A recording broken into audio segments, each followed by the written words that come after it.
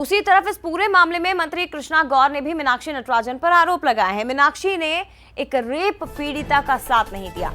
मध्य प्रदेश की मंत्री कृष्णा गौर, राज्य मंत्री कृष्णा गौर ने मीनाक्षी नटराजन पर यह आरोप लगाया कि उन्होंने एक रेप पीड़िता का साथ नहीं दिया, कार्यकर्ता का नहीं बल्कि कांग्रेस नेता का साथ दिया है। पीड़िता ने मीनाक्षी को सह आरोपी बनाया था। कांग्रेस नेता मीनाक्षी पर एफआईआर नहीं हुई। मीनाक्षी ने कोर्ट के नोटिस का जवाब दिया था। कांग्रेस को अब आत्म अवलोकन करना चाहिए।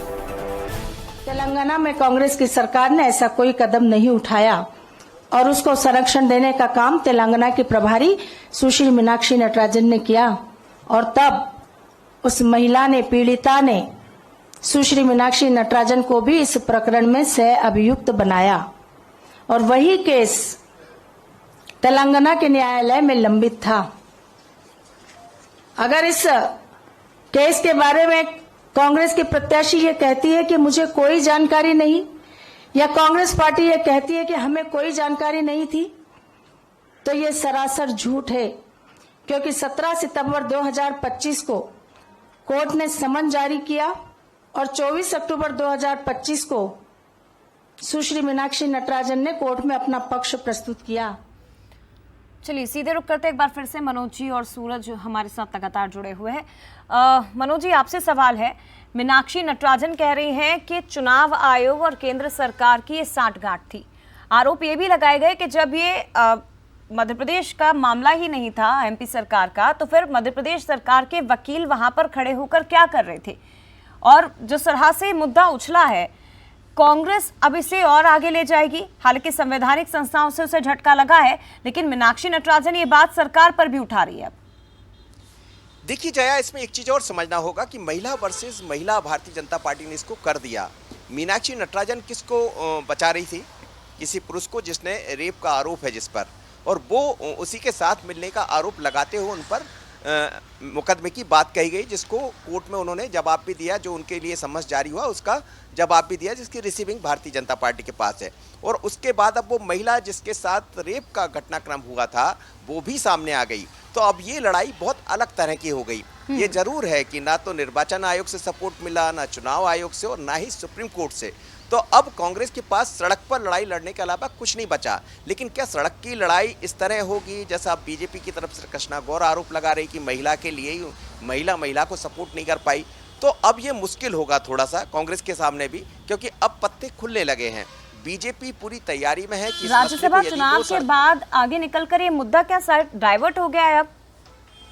निश्चित रूप से देखिए, अब इसमें वो तो कुछ बचा नहीं। निर्वाचन आयोग का मसला तो निपट गया। जो तीसरा कैंडिडेट था महेश केवट, उसको कल निर्वाचित घोषित भी कर दिया और वो उच्च सदन तक जाने वाले। लेकिन सुप्रीम कोर्ट पर सबकी निगाहें टिकी हुई थी। सुप्रीम कोर्ट ने याचिका खारिज कर दी। तो अब ये मामला लंबे समय तक, यदि वो हाईकोर्ट भी जाते तो सुनवाई इसमें चलती रहेगी। मीनाक्षी नटराजन अपना पक्ष रखेंगे या जो भी होगा। जहां तक बात आप जो कह रही थी कि उन्होंने वकील मध्य प्रदेश से क्यों लेकर गए, तो ये मसला एमपी में था। यहाँ रिटर्निंग ऑफिसर ने जो निर्देश जारी किए थे उस दौरान वकील कौन था?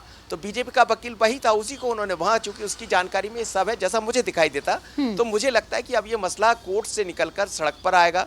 पर सड़क मुश्किल बढ़ाएगा बीजेपी के साथ साथ कांग्रेस की भी। यदि आप ऐसा कहते कि निर्वाचन को रद्द किया, निर्वाचन नामांकन गलत रद्द किया है, तो अब तो उस पर सुप्रीम कोर्ट ने याचिका खारिज कर दिया, तो बहुत ज्यादा कुछ बचता नहीं है।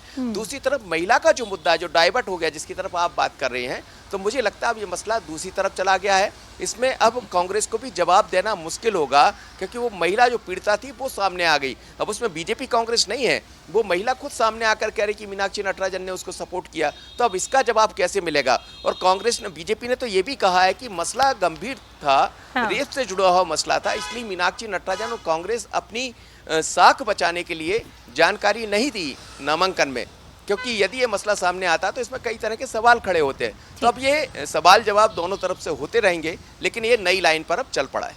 ठीक है, आरोप प्रत्यारोप लगातार जारी रहेगा। सूरज, 2022 का ये मामला बताया जा रहा है जब तेलंगाना में पूरा घटनाक्रम हुआ था, और उसकी जो सियासी आग है वो यहाँ 2026 के राज्यसभा चुनाव में मीनाक्षी नटराजन को एक छोटी सी भूल या जो चूक हुई थी वो भारी पड़ गई।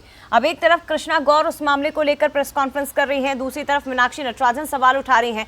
यानी कि बीजेपी और कांग्रेस अब इस मुद्दे को लेकर, महिला के मुद्दे को लेकर, 2022 के घटनाक्रम को लेकर अब आमने सामने है।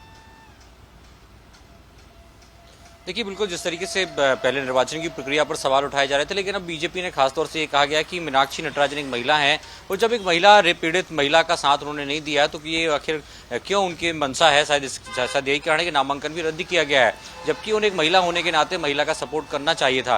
लेकिन जिस तरीके से जो पीड़ित भी मीडिया के सामने आई, उसका कहना है कि जो रेवंत रेड्डी हैं वो रेड्डी वर्ग से आते हैं और जो युवक जिस व्यक्ति नेता पर आरोप लगाया है वो भी रेड्डी समुदाय से आता है, तो शायद यही कारण उस पर कार्रवाई नहीं हुई है। मीनाक्षी नटराजन से भी उन्होंने कई बार इस बात को लेकर कहा कि आप बात करें, सरकार अपनी है, मुझे न्याय मिलना चाहिए, तो कहीं ना कहीं मीनाक्षी नटराजन ने भी साथ नहीं दिया है। तो यही अब बीजेपी को मुद्दा मिल गया, शायद यही कारण है कि हम देख रहे हैं पूरे मसले को अब महिला वर्सेस महिला की अस्मत और उसके अपमान से जोड़कर देखा जाने लगा है। क्योंकि आने वाले समय में जिस तरीके से कांग्रेस की तैयारी है कि इस मामले को लेकर वो सड़कों पर उतरेगी, कांग्रेस की किस तरीके से ठीक है। और अभी तक कांग्रेस इसे बीजेपी के खिलाफ यूज करने की कोशिश सूरज कर रही थी। मीनाक्षी नटराजन का जब नामांकन रद्द हुआ तो कांग्रेस ने ही आरोप लगाया कि बीजेपी महिला विरोधी है, जबकि वो महिला आरक्षण की बात करती है। और अब बीजेपी भी वही बातें कर रही है कांग्रेस को लेकर कि बीजेपी नहीं बल्कि कांग्रेस महिलाओं के खिलाफ खड़ी है, क्योंकि वो एक पीड़ित महिला का भी साथ नहीं दे रही है। फिलहाल बहुत धन्यवाद सूरज आपका भी, और मनोज जी आपका भी बहुत धन्यवाद तमाम बातचीत के लिए।